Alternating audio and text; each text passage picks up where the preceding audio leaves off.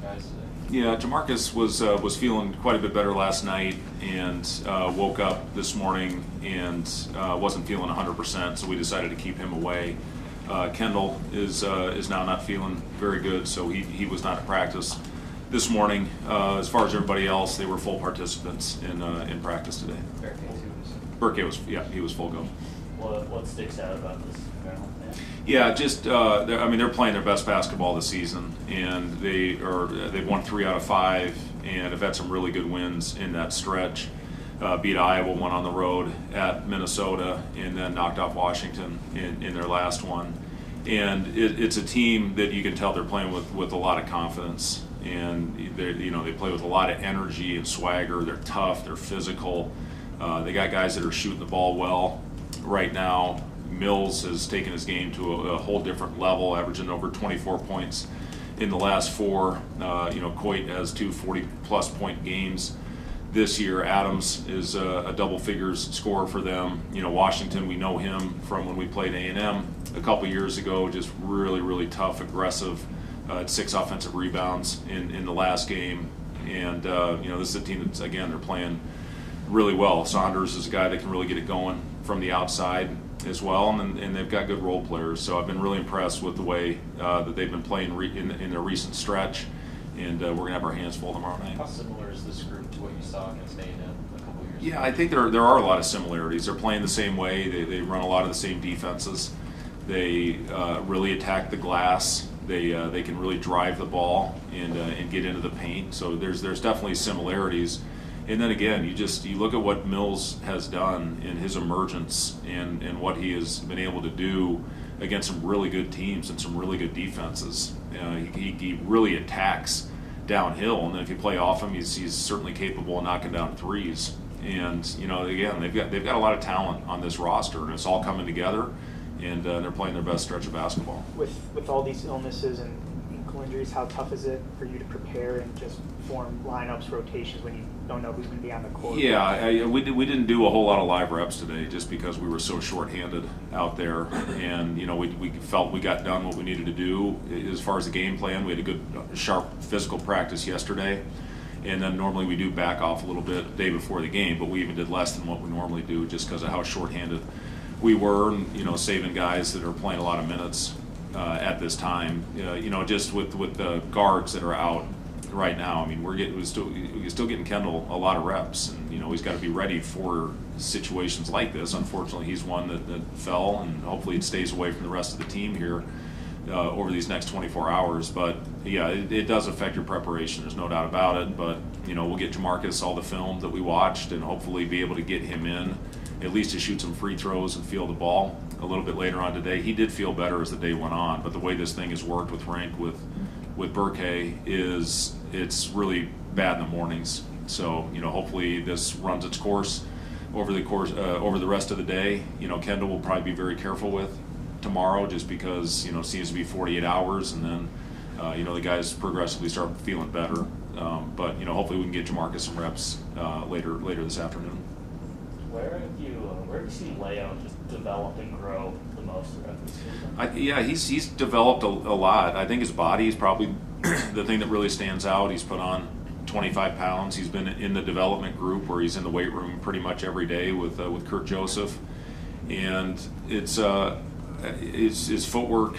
He came in with good footwork, but when you look at what he did, that move he made in the paint where he had patience and stepped through. He had a couple really good left-hand jump hooks against Michigan a couple weeks ago. But you love to see kids that work as hard as he does get rewarded for it, and that, it's good to see him, and we're going to need him. We're going to need him the rest of the way. We're going to need Jared. He had another good practice today, and those guys obviously give us great depth, and we're going to need those guys to give us minutes.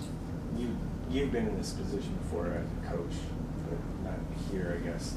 Being more of the hunted instead of the hunter at this point in the season. What's your message been to the team?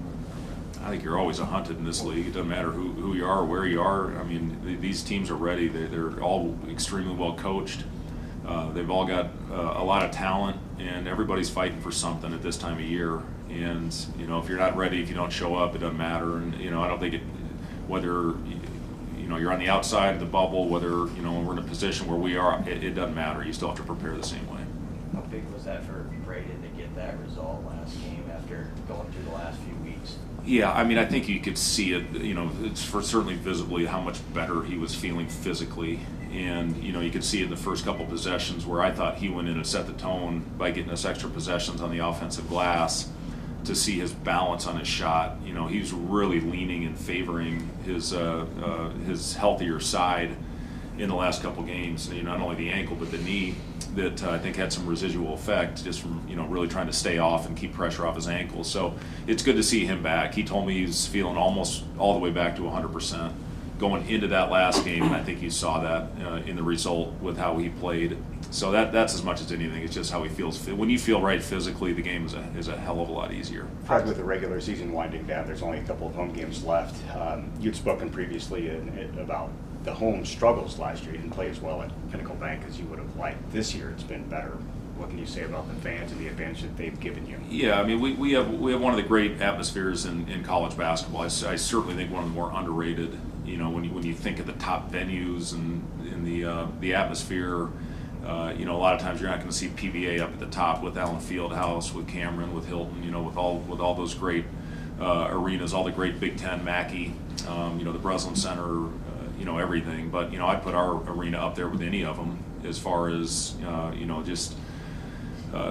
fans coming every day, being consistent, being loud, being supportive. There's not a lot of fan bases like this anymore. So absolutely, our fans have been a huge factor in a lot of really big wins for our team this year, and we're going to need them in a big way tomorrow and then on senior night against Iowa. And there's no doubt in my mind, I'm confident our crowd will continue to step up and be as good as they've been all year. You told Jessica this has been one of the most enjoyable seasons you've had. Can you expand more on why you'll maybe remember this group for a long time? Yeah, this is a group that has been really special to coach. And, in this business, what is this, I think 16 or 17 years now as a head coach, you're going to look back on and have some really memorable groups and really memorable teams. And this one is going to be up near the top, when it's all said and done, when I decide to hang it up.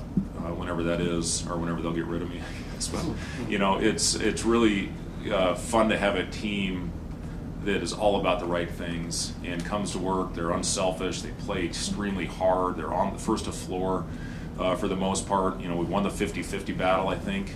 For the most part, all season long, even though we're giving up size and athleticism. And it's just their daily approach. I think that's the biggest thing that I've been impressed with this group is how they come in and how they work and how there's no distractions. When you have a team like that, it makes our job as coaches a lot easier when you don't have to worry about all the extra BS that a lot of teams that you have to deal with. So I've just been so impressed with their overall commitment to this thing, how they turn the page, how they've handled adversity, just all the things. Now, are we complete? No. We still have work to do, and there's a long road ahead.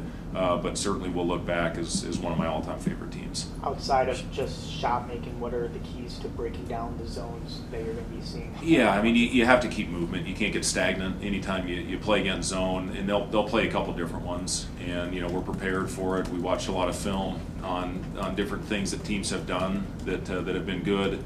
But the biggest thing is movement. You just can't be stagnant. Whatever, it doesn't matter. Whatever defense, man to man. They'll play a switching man. They'll play. Different zones, they have different coverages, but just be prepared to continue to move throughout the possession, and we'll be fine. Seamus came up with a nugget that stood out to me. Seamus McKnight? What's that? Seamus McKnight? Yeah, right over there. Have you met him? Yeah. So Sam is the only power conference guy, 6 feet or under, to pull down 5 rebounds a game. He's the only one. What does that say about his grit and determination? And how does that sort of sift into the rest of the team's mindset? Yeah, he's always played with a chip on his shoulder, and he's just, got a toughness to him. Loose balls. I know he's leading the nation in assisted turnover. He's saved a lot of turnovers just by attacking the ball. He's throwing the ball off hands and then just dives on the floor to protect his turnover.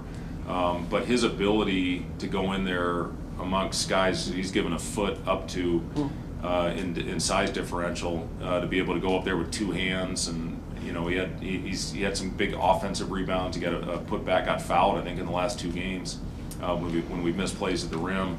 But it's his mentality. You know, you have to play with a toughness and a chip on your shoulder when you have the size that he does. But you know, I'm not sure there's a tougher kid.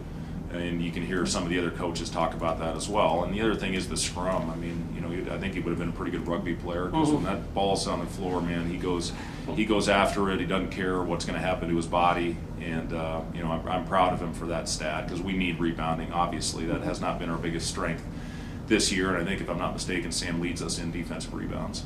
Here's a stat too about power conference players in the last 14 years that have had a 5-to-1 assist to turnover ratio, and it's him and Monty Morris are the only 2. You know?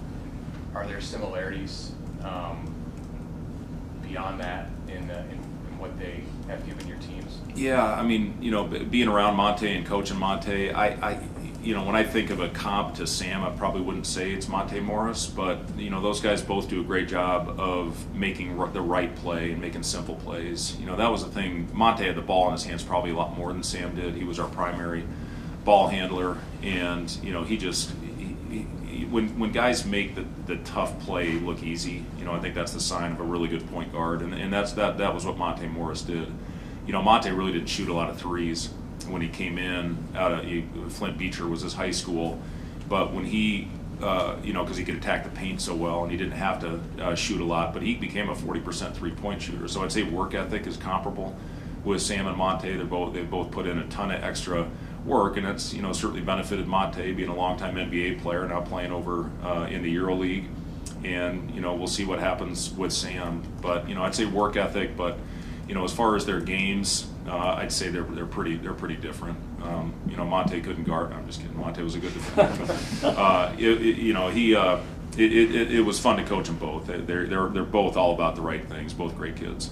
If Monte isn't as confident as you. Oh, I don't know. You have to give me a day to think about that one. Think about it. Okay.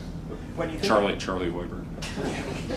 When you think about extra possessions you guys create through takeaways or offensive rebounds, how much are you concerned about the raw number of those versus your efficiency after you create them? Yeah, it's a great question. I talked about this before the last game. In our losses, in our transition, we had a 22% turnover rate in transition. In losses and wins, we have an 8% turnover rate. And in the last game against Penn State, we played in transition a lot, and we only had a 6% turnover rate, and that led to a 20-plus point win. And you know, we talk to our team all the time about playing with pace, but playing with smart pace.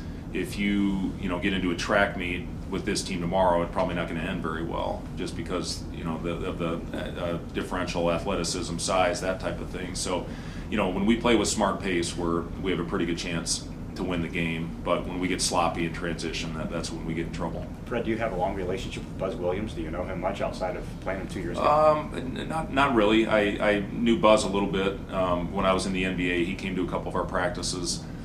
You know, I think the world of him. He's obviously done an incredible job at every stop along the way, and you know, his teams play so hard and take on his personality, and he's just you know, he gets his guys ready, and you know, it's you know, I know they're probably not having from a wins-loss perspective, but they're finishing this thing off the right way, and that's going to carry into next year. And they've got a couple of key injuries too. When you look at a couple of those guys with Rice and Payne that have been out all year, you know, you get those guys back, and they're going to have some great additions. And again, their freshmen are really playing well right now, not just Mills but Adams.